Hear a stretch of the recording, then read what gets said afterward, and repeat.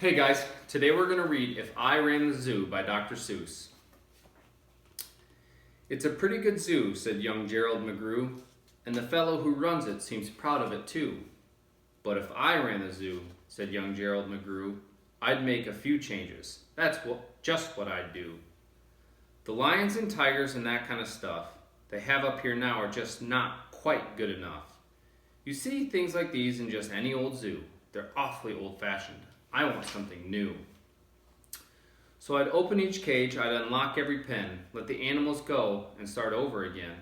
And somehow or other, I think I could find some beast of a much more unusual kind. A 4-footed lion's not much of a beast. The one in my zoo will have 10 feet at least. 5 legs on the left and 5 more on the right. Then people will stare and they'll say, what a sight. This new keeper Gerald's quite keen. That's the gall-darndest lion I have ever seen. My new zoo, McGrew Zoo, will make people talk. My new zoo, McGrew Zoo, will make people gawk at the strangest odd creatures that ever did walk.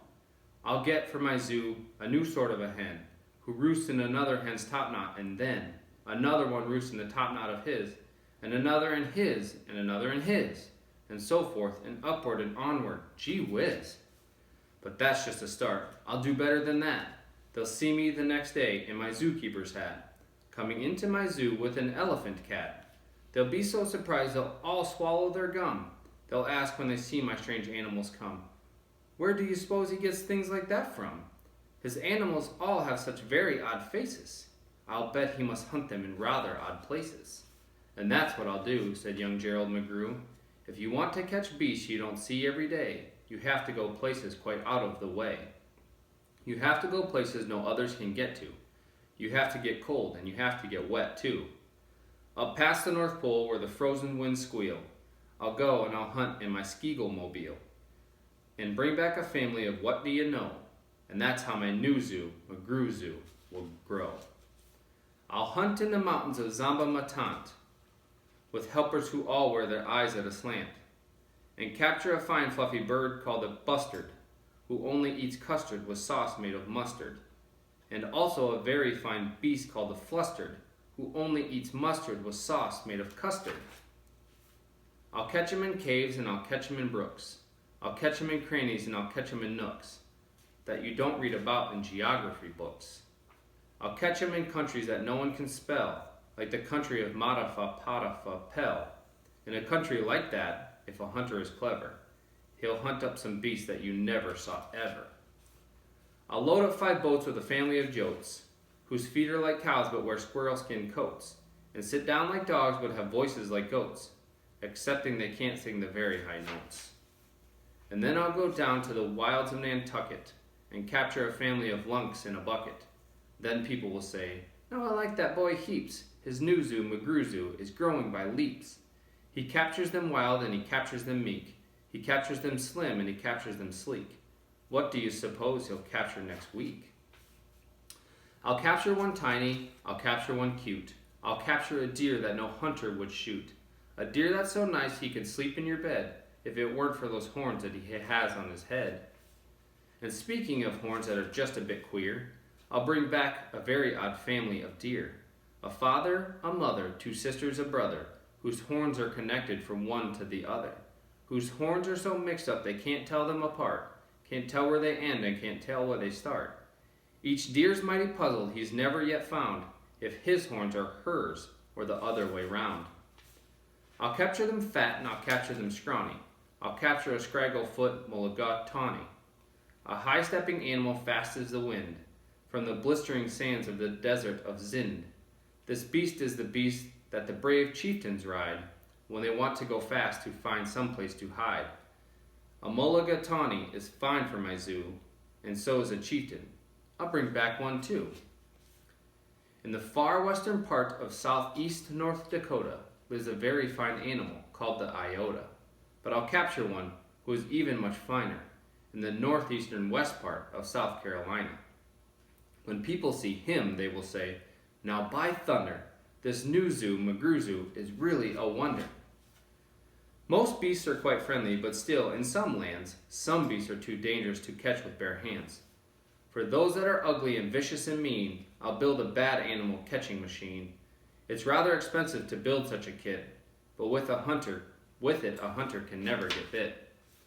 A zoo should have bugs, so I'll capture a thwirl, whose legs are snarled and up in a terrible snarl. And then I'll go out and I'll capture some chugs, some keen shooter, mean shooter, bean shooter bugs. I'll go to the African island of Yurka and bring back a tizzle-top tufted mazurka, a kind of canary with quite a tall throat. His neck is so long if he swallows an oat. For breakfast the first day of April, they say, it has to go down such a very long way that it gets to his stomach the 15th of May. I'll bag a big bug who is very surprising, a feller who has a propeller for rising, and zooming around making cross-country hops from Texas to Boston with only 2 stops. Now that sort of thing for a bug is just tops. And when I've caught him, then the next thing you know, I'll go and I'll capture a wild tic-tac-toe with X's that win and zeros that lose. He'll look mighty good in the zoo of McGrew's. I'll bring back a gusset, a gherkin, a gasket, and also a gooch from the wilds of Nantasket. And 8 Persian princes will carry the basket, but what their names are, I don't know, so don't ask it. In a cave in Khartoum lives a beast called the Natch, that no other hunter's been able to catch. He's hidden for years in his cave with a pout, and no one's been able to make him come out.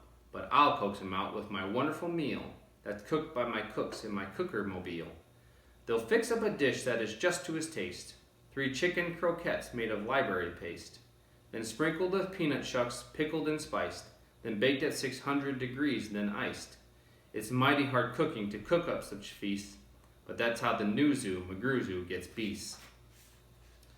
I'll go to the faraway mountains of Topsk, near the river of Nopsk, and I'll bring back an Obsk, a sort of a kind of a thingamabobsk, who only eats rhubarb and corn on the Kopsk. Then people will flock to my zoo in a mopsk. McGrew, they will say, does a wonderful jokes. He hunts with such vim, he hunts with such vigor, his new zoo, McGrew Zoo, gets bigger and bigger. And, speaking of birds, there's a Russian Paluski, whose headski is redski, his belly is blueski. I'll get one of them for my zooski, McGrewski. Then the whole town will gasp, why this boy never sleeps. No keeper before ever kept what he keeps. There's no telling what that young fellow will do. And then, just to show them, I'll sail to Katroo and bring back an itchkutch, a preep, and a prue, a nurgle, a nerd, and a seersucker too. I'll hunt in the jungles of Hippo-no-hungus and bring back a flock of wild Bippo-no-bungus. The Bippo-no-bungus from Hippo-no-hungus are better than those down in Dippo-no-dungus and smarter than those out in Nippo-no-nungus. And that's why I'll catch him in Hippo-no-hungus instead of the others in Nungus and Dungus. And people will say when they see these bips bounding, this zookeeper, new keeper, simply astounding. He travels so far that you'd think he would drop. When do you suppose this young fellow will stop? Stop? Well, I should, but I won't stop until I've captured the Fizza-ma-wizza-ma-dill, the world's biggest bird from the island of Guark, who only eats pine trees and spits out the bark. And boy, when I get him back to my park, the whole world will say young McGrew's made his mark. He's built a zoo better than Noah's whole ark. These wonderful, marvelous beasts that he chooses have made him the greatest of all the McGrewses. Wow, they'll all cheer. What this zoo must be worth. It's the gall-darndest zoo on the face of the earth. Yes, that's what I'd do, said young Gerald McGrew. I'd make a few changes if I ran the zoo. The end.